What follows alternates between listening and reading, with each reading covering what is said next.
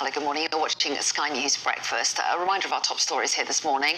And over 170 Boeing planes remain grounded in the US following a mid-air blowout on board an Alaska Airlines flight. The Environment Agency is warning that more homes in England will flood over the coming days as river levels are expected to continue to rise following Storm Henk. And the Israeli military have claimed that they have destroyed Hamas's operations in northern Gaza, 3 months on from the October the 7th attack. Now it's time to go through the papers. With me to review them this morning are the senior political correspondent at the Daily Express, Christian Kalji, and Zoe Grunewald, who is political correspondent at The Independent. So very good morning to both of you. Lovely to see you both. And as usual, the Sunday papers, plenty of stories to get our teeth into. Zoe, you're kicking us off with the Sunday Times main story.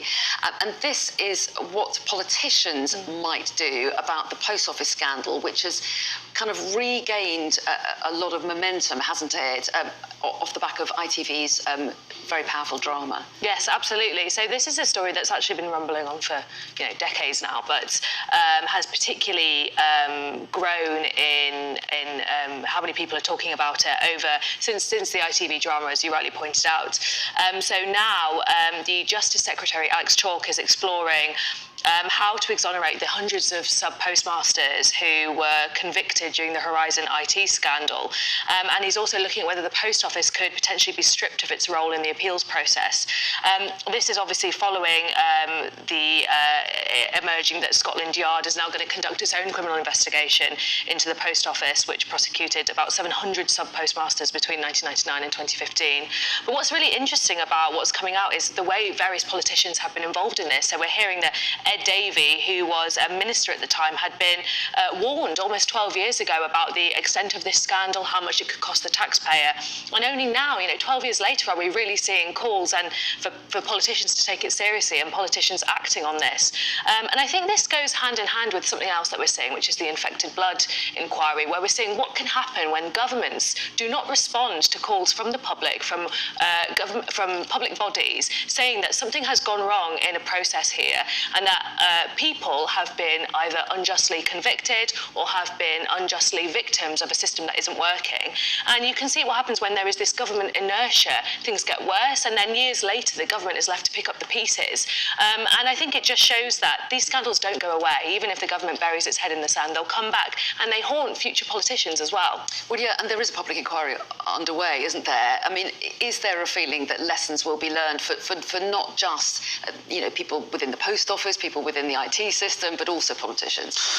I'm not sure whether lessons will be learned, because I think the root cause of this scandal fundamentally was the establishment trusting the establishment, and especially Ed Davey. You see the letters that he sent to some of the sub-postmasters was essentially just, I've been reassured by the officials involved that everything's fine and your complaints are not valid.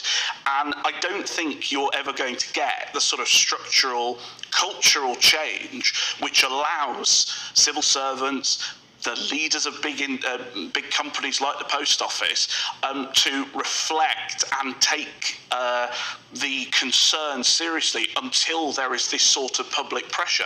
Now, I think there's been a fundamental, as you say, decades-long failings from all politicians, really, from all parties, to take this seriously. And it's scandalous, yet another scandal on top of all the rest of it, that it took a very good ITV docudrama to focus politicians' minds and get them talking about this. I think Ed Davey has pushed back a bit, hasn't he? I can't summarise what he's saying because I can't remember, but I think he probably has said something along the lines of, he was given certain information and he took it well, I think it's the job of ministers to question that information and push back, and if they don't take it as face value, then ordinary people who have been unfairly treated, they're the ones that feel the pain. Yeah, and the scandal continues because Exactly. there are many that still haven't had the compensation, so it is an issue that I'm sure we'll hear a lot more about.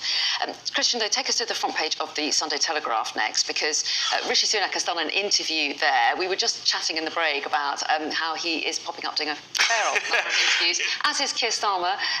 It feels like there's an election in the wind. Well, it does. It's also slightly odd because you had Jeremy Hunt out all over the place yesterday, Rishi Sunak on the BBC, Telegraph, Sun. It almost feels like the budget could be next week. Forget March. So it's something slightly odd happening here.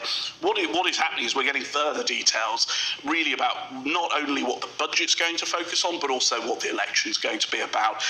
And I think this interview, surprisingly, for an interview about fiscal policy, politicians tend not to give too much away.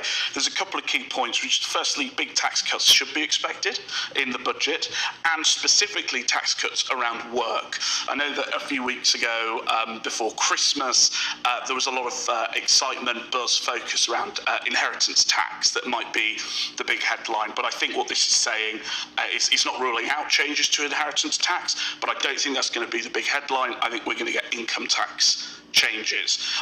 Now, I think it would be almost impossible. It would be an almost Truss and Kwarteng spending agenda to reverse the impact of fiscal drag over the last few years. But what I wouldn't be surprised at are quite significant changes to where the thresholds of the 20p and 40p rate come in. And I think that would really give the Tories a well-needed boost. I think what the public want to see is evidence and proof, and I think it further goes to the reason why I think there will be a late 2024 election is because the Tories are going to want voters to feel the benefit of these tax cuts from the March budget in their pay packet before going to the polls. Do you think that's right, Zoe, that it could make a difference? And it is interesting, given that we heard from the Chancellor yesterday saying, I can't promise tax cuts, I have to work out whether or not we can afford them first. Yeah, listen, I do think people obviously want to feel better off. We're in a cost of living crisis. People are really feeling the pinch, whether it's around their mortgages, their bills, the cost of food. But actually, people also feel badly off in this country because public services are not working. And the idea that you can cut tax, income tax, inheritance tax, whatever it may be, without dealing with the fundamental issues in our public services. Anyone in this country who's tried to use a front-end public service will tell you the service was less than optimal. Things have been cut back to the bone in the last decade. The idea that you can take more money off the state and people will feel better off as a result, I just don't think that makes sense. People might have more money in their pockets, but if they aren't able to get a GP appointment, if they aren't able to access the NHS, if their kids' schools are doing whip rounds for supplies, you don't feel better off. You don't feel like the government is working for you.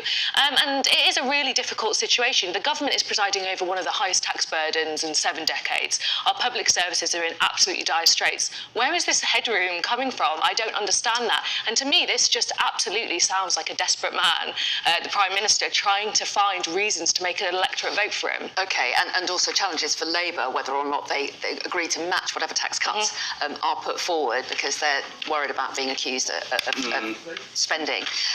Let's move on, though, to The Observer. Zoe, this is the COVID inquiry, ongoing, of course. Their suggestion is this could cause a political headache. Yeah, so this will be one of the interim reports from the first module of the COVID inquiry, which looked at how well the country was prepared for a pandemic. So what came out of that was how Brexit preparations may have interfered with the country's ability to prepare for a pandemic.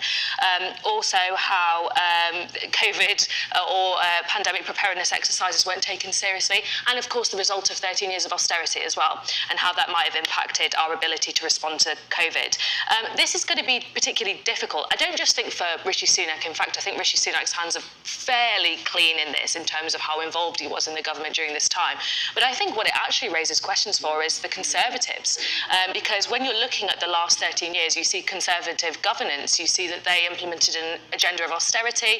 They were the ones who spearheaded Brexit. And when you look at how this might have impacted our ability to respond to COVID, why it might have resulted in the deaths of hundreds of thousands of people here in the UK, people are going to be asking questions about who the Conservative government was serving at this time, whether they were forward-thinking enough, whether they were prioritising the correct things. And I actually think this is going to contribute to the idea that actually the Conservatives haven't been serving the country in their best interest. Christian, do you agree with that? Do you think that this is going to be uncomfortable for the Conservatives ahead of an election? I think if it is uncomfortable for the Conservatives, then it's going to raise further questions about the mindset that this inquiry is being conducted from. I personally think that it's focused on many of the wrong questions, it's focused on too much gossip, and it's gone into the probing of those involved in the decision, essentially with the mindset of lockdown was absolutely good, and the big question is why wasn't it done longer, faster, harder?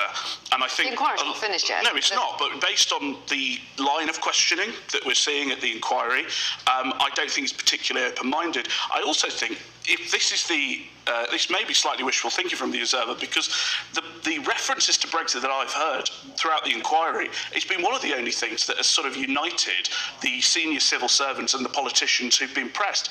We've heard from Helen McNamara all the way through to Matt Hancock, Boris and Cummings, that actually Brexit no-deal preparations were one of the things that put the civil servant in the mindset of being prepared for a crisis. OK, we've got to leave it there, but you'll be back next hour for another go at the papers. So much to talk about. For the moment, though, thanks very much indeed. Thanks.